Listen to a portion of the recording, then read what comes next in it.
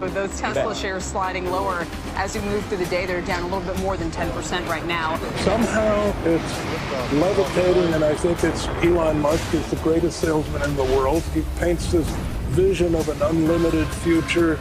I think they're doomed. I'm skeptical.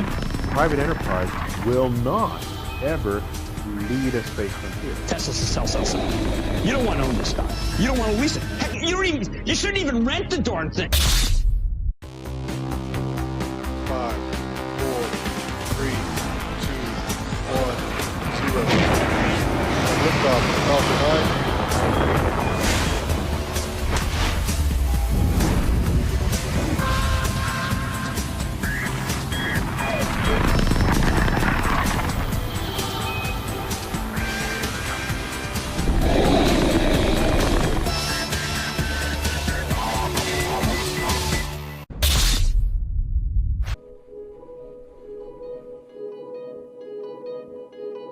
We've all stared at the stars with wonder in our eyes, searching the sky for something more, searching the world for what else is out there, and wondering what we could do to find it.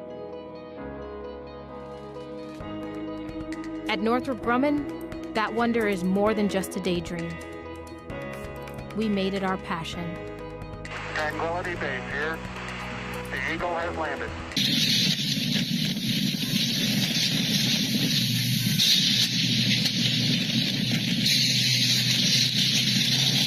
We've cultivated a world of dreamers and doers, of pioneers and protectors. Our engineers have always pushed the limits of space, and we've revolutionized technology again and again. We see limitations as challenges. We see the unknown as something only undiscovered. And we system engineer beyond what's impossible, because we believe there's no such thing. Top story, Santa Barbara. 10,000 acres of wooded residential land were scorched in an instant when a laser cannon aboard the Strategic Defense Peace Platform misfired today during routine startup tests. Casey? Yes, it was a day of mourning for the families of 113 people known dead at this hour.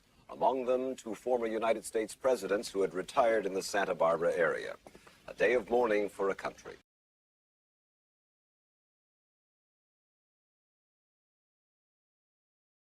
Lasers sound like the stuff of science fiction, right? Sound completely unbelievable. How could our military possibly be using those in future warfare?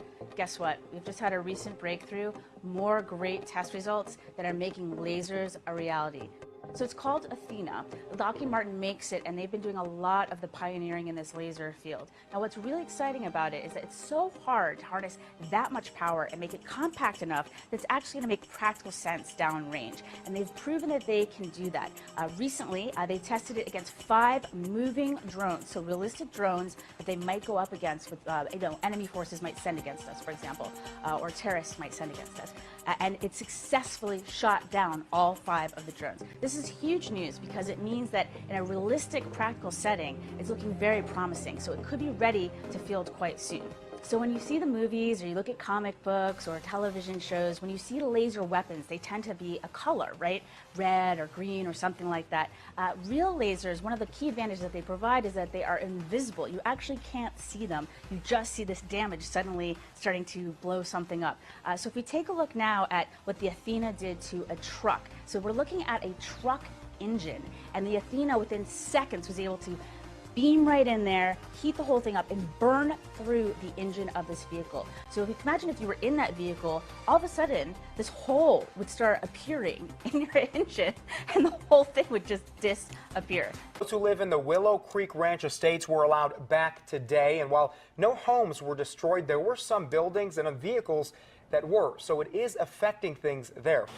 We're learning that scientists and researchers are looking at how to change the weather on purpose. That's right. Lasers now could one day manipulate rain and lightning. CBS This Morning contributor Michio Kaku is a physics professor at City College of New York. Professor, nice to see you. Lasers? Really? To change the weather? That's right. Well, as Mark Twain once famously said, everyone complains about the weather, but no one ever does anything about it. Well, instead of doing a rain dance, we physicists are firing trillion-watt lasers into the sky to actually precipitate rain clouds and actually bring down lightning bolts. This is potentially a game changer. But this is experimental. It's experimental. However, in the laboratory so far it works. When you have water vapor and you have dust particles or ice crystals, you can precipitate rain. It condenses around the seeds. These seeds can also be created by laser beams. By firing trillion-watt lasers, you rip apart the electrons, creating what are called ions, and these ions act like seeds, like dust particles, bringing down rain and even lightning. Even in the 60s, the CIA used this to bring down monsoons during the Vietnam War, to wash out the Viet Cong. Even in the 60s, the CIA used this to bring down monsoons during the Vietnam War, to wash out the Viet Cong. Governments have been playing with this thing. Alleged to. Alleged to, right. Yeah. Now, we realize that for decades now, these governments have been alleged to have experimented with weather control, but nothing conclusive. This time we're bringing in the laws of physics rather than simply waving our hands and uttering mumbo-jumbo. We're actually using trillion-watt lasers now. And in the laboratory, sure enough, they precipitate rain out of water vapor. Sure enough, you can actually bring down electricity down the beam. So what does it mean for drought areas that need to have rain for crops? And if they don't have them, there's the consequences of famine. Well, the bad news is if it's a clear blue sky, it's not going to do anything at all, because it only takes water vapor that's already in the air and condenses it. However, for floods, for agriculture, farmers, for people planning wedding parties, football games, you name it, outdoor events and agriculture and flooding and even hurricanes, all of them could be subject to weather modification. Incredibly interesting, Professor Micho.